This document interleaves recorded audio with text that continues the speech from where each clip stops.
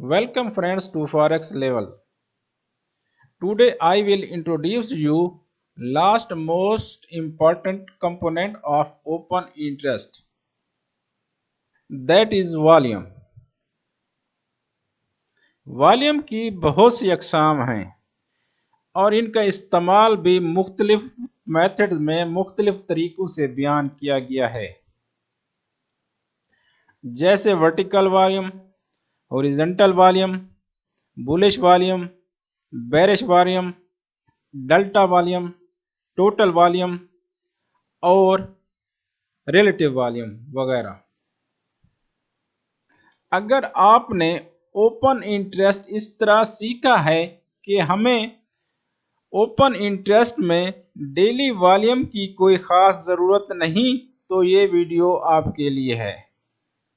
Volume open interest के लिए इतना ज़रूरी है जितना आपकी गाड़ी में लगा हुआ speedometer.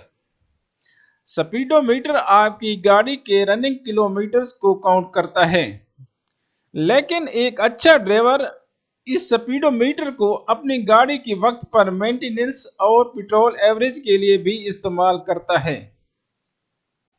Open interest develop tool में वॉल्यूम को ट्रेड काउंटर के तौर पर इस्तेमाल किया गया है, जो ओपन इंटरेस्ट के डेली चेंज और चार्ट पर बनने वाले प्राइस एक्शन की मालूमात को वेरीफाई करता है। याद रहे, ओपन इंटरेस्ट और वॉल्यूम में डिफरेंस मौजूद है, जो कि अगली आने वाले वीडियोस में डिटेल से बयान करूंगा।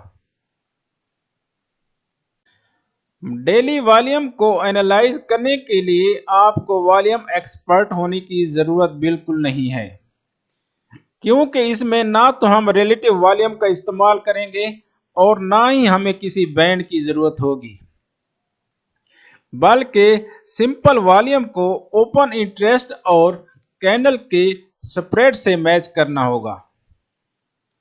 और अब आखिर में 26 जनवरी के मेजर करेंसीज के ओपन इंटरेस्ट को मुलाहिजा कीजिए। दुआ गो जावेद कुरैशी।